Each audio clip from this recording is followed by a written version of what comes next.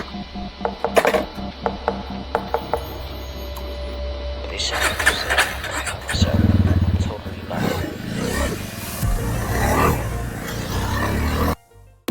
up black windows once you go down. You must be crazy if you think that I'ma slow down. Don't wanna hear it talking shit, fuck the drama. Keep it coming, I'ma send you to your mama. Mr. Whip, whip, get the gun down. Dropping bodies in the place till the sun's out. Can't fuck with this, I'm going to drive. When the bullets fly, I'm the last one to die.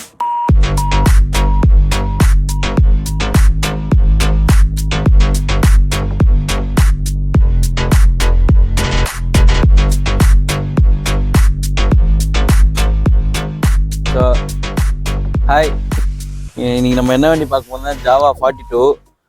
So இந்த company எப்போ start பண்ணாங்கன்னு பார்த்தீங்கன்னா 1929 இதை start பண்ணாங்க. And நடுவில் வந்து close பண்ணப்பட்ட company தான் இது. மறுபடியும் ரீலான்ச் 2016 பண்ணாங்க. ஸோ 2016 to 2026 வரைக்குமே இவங்க மேனுஃபேக்சரிங்கில் இருக்காங்க மறுபடியும். இது வந்து பார்த்தீங்கன்னா 2025 மாடல். இந்த ஜாவான்றது பார்த்தீங்கன்னா ஜானக் வாண்டர் இன்ஜின்ஸ், இதுதான் இதோட ஃபுல் ஃபார்மு. ஸோ இந்த வண்டி பார்த்தீங்கன்னா ஜாவா 42.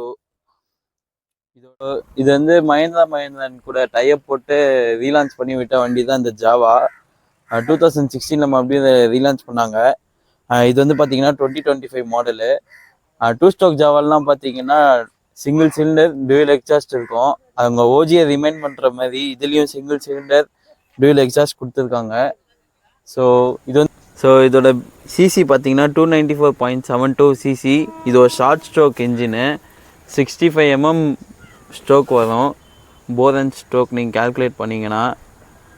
ஸோ இதோட ஸ்பெக்கு பார்த்தீங்கன்னா ரியர் டயர் பார்த்தீங்கன்னா 180/90/17 செக்ஷன் டயர்ஸ் கொடுத்துருக்காங்க. ஸோ ஃபியூல் டேங்க் கெப்பாசிட்டி பார்த்தீங்கன்னா 13.2 லிட்டர்ஸு. இன்ஜின் ஆயில் கெப்பாசிட்டி பார்த்தீங்கன்னா 1.2 லிட்டர்ஸ். அண்ட் சீட் ஹைட் பார்த்தீங்கன்னா 765 mm. ஸோ இதோட கிரவுண்ட் கிளியரன்ஸ் பார்த்தீங்கன்னா ஒரு 165 mm வரும். நெக்ஸ்ட் இதோட பிஹெச்பி பார்த்தீங்கன்னா 26.9 பிஹெச்பி. இதோட பீக் டாக் பார்த்தீங்கன்னா 28.5 newton meters of torque at 7500 RPM. உள்ளே இருக்க சிங்கம் வெளியே வர டைம் இது. ஸோ ஒரு க்ரூசர் செக்மெண்ட்டில் மிட் ரேஞ்சில் நல்லாவே பெர்ஃபார்ம் பண்ணும் இந்த வண்டி. ஸோ டாப் ஸ்பீட் பார்த்தீங்கன்னா ஒரு 130 வரைக்கும் கான்ஃபிடென்ட்டாக அடிக்கலாம். அதுக்கப்புறம் உங்கள் சாய்ஸு. ஸோ பேரிகார்டோ இல்லை வேறு என்ன ரோட் கிராஷஸ் ஆகும். ஆனால் ஒரு 120 தான் கம்பெனி கிளைம் பண்ணுறது limited speed. So meeting big thanks to Pramod. So இவங்க தான் இந்த வண்டி ஒரு அண்ணா நகர், சென்னை அண்ணா நகர் ஜாவா ஷோரூமில் ஒரு பெரிய ஸ்கேம் ஒன்று பண்ணிட்டாங்க. சென்னன்னு சொல்லுவார். இல்லை, உண்மையிலே ரொம்ப ஒரு வேர்ஸ்டான எக்ஸ்பீரியன்ஸ். நானும் இது ஃபர்ஸ்ட் டைம் தான் ஒரு பைக் வாங்குறேன். எல்லாரும் தெரியும், ஒரு புதுசாக ஒரு பைக் வாங்கும் போது அது எவ்வளோ ஆசையாக இருக்கும், எப்படி இருக்கும்ன்ட்டு. ஸோ நான் ஃபர்ஸ்ட் வந்து பே பண்ணும்போது நான் ஃபுல் அமௌண்ட் பே பண்ணிட்டேன். ஸோ ஃபுல் அமௌண்ட் பே பண்ணக்கப்புறம் எனக்கு எந்த பைக்குன்னு எனக்கு வந்து அலாட் பண்ணுவான்னு நான் கேட்டேன். அவங்க கேட்டால் இல்லை எனக்கு தெரியல, பைக் ரெஜிஸ்டர் பண்ணக்கப்புறம் தான் எதுன்னு தெரியும் சார் அப்படின்னு சொன்னாங்க. ஆக்சுவலி யூஸ்வலாக வந்து எந்த பைக்குன்னு நான் முன்னாடி காட்டிடுவாங்க, இந்த பைக் தான் சார் இருக்கும், இதுதான் அவங்க அலாட் பண்ணுவாங்க. ஸோ அப்போ வரப்போ 2 பைக் இருந்துச்சு. 2 பைக்கு நான் ஒரு பைக் ஆன் பண்ணேன். இந்த பைக் தான் அது. இது நான் ஆன் பண்ணும்போது பேட்ரி ஆனே ஆகலை. ஸோ இதை வந்து இது ஆன் பண்ணால் பேட்ரி ஆன் ஆகும். ஸோ இங்கே வந்து ஆனே ஆகலை. ஸோ ஆன் ஆகும் நான் அப்பயே சொன்னேன், எனக்கு இந்த பைக் வேணாம், இது இங்கேயே ஆன் ஆகலை, ஏதோ ப்ராப்ளம். ஸோ அவங்க சொன்னால் இல்லை பிடிஏ செக் போகல சார். ஸோ புதுசாக லோடு இறங்கியிருக்கு, இதுக்கப்புறம் பிடிஏ செக் பண்ணிட்டு நீங்கள் டெலிவரி எடுக்கும்போது வண்டி பக்காவாக இருக்குன்னு சொன்னாங்க.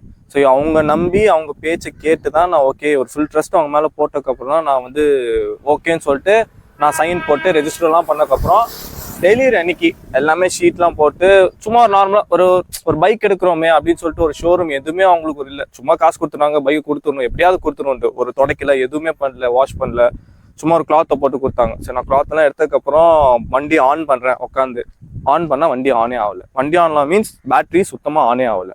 என்னடா நான் உங்களுக்கு கேட்டால், நான் வந்து என்கிட்ட இந்த வீடியோ கூட இருக்குது, நான் ப்ரூஃப் கூட காட்டினேன். என்னன்னு பார்த்தா அங்கேயே அவங்க என் கண்ணு முன்னாடியே வந்து இங்கே ஃபியூஸ் இங்கே தான் இருக்கும் அந்த பாக்ஸ். இந்த பாக்ஸை கழட்டி 30 இருக்கிற இடத்துல 15 இருக்கு, 15 இருக்கிற இடத்துல 30 இருக்கு. ஸோ என் கண்ணு முன்னாடியே அங்கே மாற்றிருக்காங்க. மாற்றி இப்போ நீங்கள் வண்டி எடுத்துக்கோங்க சார், பிடிஐ பண்ணுற வந்து புது பையன் வந்திருக்கான், ஸோ அவன் வந்து ஒழுங்காக பண்ணல, செக் பண்ணல, சாரி சார்னு சொல்லிட்டு அவங்க ஈஸியாக வந்து அப்படியே கேர்லெஸ் அவங்க வந்து நீங்கள் எடுத்துக்கோங்க சார், வண்டி எடுத்துக்கோங்க சார், டெலிவரி. எனக்கு எப்படி இருக்குன்னா, என்னடா புது வண்டி எடுக்கிறோமே, ஃபுல் பேமெண்ட் பண்ணியிருக்கோமே, எந்த ஒரு ப்ராப்ளமும் நான் கொடுக்கல, எனக்கு ஏன் இப்படி பண்ணுறாங்கன்னு எனக்கு ஒரு கஷ்டமா இருந்துச்சு. நான் கேட்டேன், எனக்கு ரீஃபண்ட் கொடுங்க, இல்லை எனக்கு வேறு வண்டி மாற்றி கொடுங்கன்னு சொன்னாங்க. இல்லை சார் அதெல்லாம் முடியாதுன்னு சொல்லிட்டு நான் வந்து அன்றைக்கி நான் வண்டியை விட்டுட்டு போயிட்டேன். நான் டெலிவரியே எடுக்கல. நெக்ஸ்ட் டே வந்தேன், நெக்ஸ்ட் டே வந்து பிடி எல்லாம் போச்சு சார் அப்படின்னு சொன்னாங்க. நான் மார்னிங் வந்தேன். என்ன ஒரு ஈவினிங்னா நான் தொல்லை தாங்க முடியாமல் நானாக வண்டி எடுத்துகிட்டு போயிட்டேன். ஏன்னா அவங்க வந்து கடைசி வரைக்கும் எதுக்குமே ஒத்துக்கல. எனக்கு ரீஃபண்ட் வேணாம், வேற வண்டி எனக்கு வேண்டாம். பட் அவங்க அட்லீஸ்ட் அவங்க ரெஸ்பான்சிபிளாக எடுத்துக்கணும். ஏன்னா இது ஃபியூஸ் வந்து ஜாவாவில் மோஸ்ட்டாக என்ன ப்ராப்ளம் வந்தால் இந்த ஃபியூஸ்னால வண்டி வந்து ஆன் ஆகுது நடுவில். ஸோ அவங்களுக்கே ஒரு ஸ்பேர் பார்ட்ஸ் நிறையா கொடுத்துருவாங்க. இது ஃபியூச்சர்னால பேட்டரி வந்து ஷார்ட் சர்க்யூட் ஆச்சுன்னா அப்போ எனக்கு தானே லாஸு. நான் சொன்னேன் நீங்கள் வந்து ரெஸ்பான்சிபிளாக எடுத்துக்கிறீங்கன்னா நான் வண்டியை கண்டிப்பாக எடுத்துக்கிறேன். நான் ஏன் சார் எடுக்கணும், என்னாலாம் எடுக்க முடியாதுன்னு அவங்க மேனேஜர் வந்து ரொம்ப திமுறா மேனேஜர். ஸோ அதில் இருந்த வேலை செய்கிற மீதி எம்ப்ளாயிஸ்லாம் வந்து ரொம்ப ஒரு மாதிரி ரூடாக, ஒரு மாதிரி நக்கலா, ஒரு ப்ராப்பர் ரெஸ்பான்ஸ்லாம் இல்லை. கால் பண்ணால் ஃபோன் எடுக்க மாட்டாங்க. ஏன்னா ஃபுல் பேமெண்ட் பண்ணல, இதுக்கு மேலே அவங்களுக்கு கவலை கிடையாதுல்ல. சரி இதெல்லாம் ஒன்றுமே இல்லைன்னு சொல்லி காலையில் நான் வந்தவன் அப்போ கூட அவன் வண்டி தொடைய கூட இல்லை. வண்டி ரொம்ப அழுக்கா இருந்துச்சு. தொல்லையே வேணாண்டா, எப்படியாவது வண்டி எடுத்தால் போதும்னு சொல்லிட்டு நான் பாடு வண்டி எடுத்து நான் கிளம்பிட்டேன். என்னோட பர்சனல் எக்ஸ்பீரியன்ஸ் வச்சு நான் உங்களுக்கு ஒரு அட்வைஸ் பண்ணுறேன். ஜாவா பைக் எடுக்கிறீங்கன்னா தயவு செஞ்சு ஜாவா அண்ணா நகரில் இருக்கிற ஷோரூமில் வந்து பைக் எடுக்கவே எடுக்காதீங்க. நீங்கள் போனீங்கன்னா போகிற அன்னைக்கு வேணால் நல்லா பேசுவாங்க. காசு எதாவது பே பண்ணிட்டீங்கன்னா மதிக்கவே மாட்டாங்க, ஒரு ரெஸ்பாண்ட் பண்ண மாட்டாங்க, சுத்தமாக மதிக்க மாட்டாங்க. ஸோ நீங்கள் அங்கே போய் எடுக்காதீங்க, வேறு ஏதாவது கடையில் போய் எடுங்க. மற்றபடி பைக் ஒரு சூப்பர் பைக் தான். பிடிஐ இன்ஸ்பெக்ட் பண்ணாமையே ஃபஸ்ட்டு ஒரு வண்டி லோடு இறங்குதுன்னா அது ஃபுல்லாக பிடிஐ செக் பண்ணிட்டு தான் அந்த அடுத்த ப்ராசஸே ஸ்டார்ட் பண்ணுவாங்க. ஆனால் இவங்க வந்து பார்த்தீங்கன்னா ரிஜிஸ்டர் பண்ணுறதுக்கப்புறம் பிடிஐ செக் பண்ணுறாங்க. ஸோ அது எந்த விதத்தில் நியாயம்னு தெரில. அவங்களுக்கு வேணால் அந்த நாளைக்கு ஒரு 10 வண்டி டெலிவரி ஆகிருக்கலாம். ஆனால் கஸ்டமருக்கு பொறுத்த வரைக்கும் அவங்களுக்கு அதுதான் ஒரு ஃபஸ்ட்டு பைக்கு. எவ்வளோ நாள் வெயிட் பண்ணி இந்த பைக் எடுத்துருப்பாங்களோ அதுக்கு டிபெண்ட்ஸ் அப்போ தி கஸ்டமர். ஸோ இந்த மாதிரி ரெஸ்பான்ஸ் பண்ணிங்கன்னா எப்படி? அண்ணா நகர் ஜாவா என்ன பதில் சொல்லுங்கள். போஸ் கொடு, அந்த போஸ் கொடு, அந்த கை கொடு. சூப்பர் அம்மா, நீங்கள் போ இன்னிங். So big thanks to Pramod. So நம்மளுக்காக ஒரு 3 hours 3 to 4 hours time spend பண்ணது ரொம்ப தேங்க்ஸு. ஸோ இந்த இடத்துல தினேஷ் அண்ணனை மிஸ் பண்ணுறேன், என்னது இன்னொரு first cameraman. So that's all.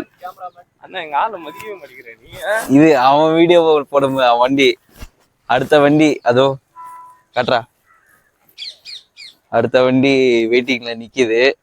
That is Yamaha V4.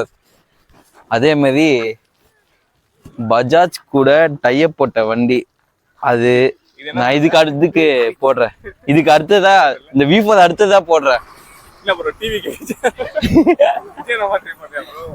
சரி, okay. Until then, signing off from Vintage Boy. Meet you in next video.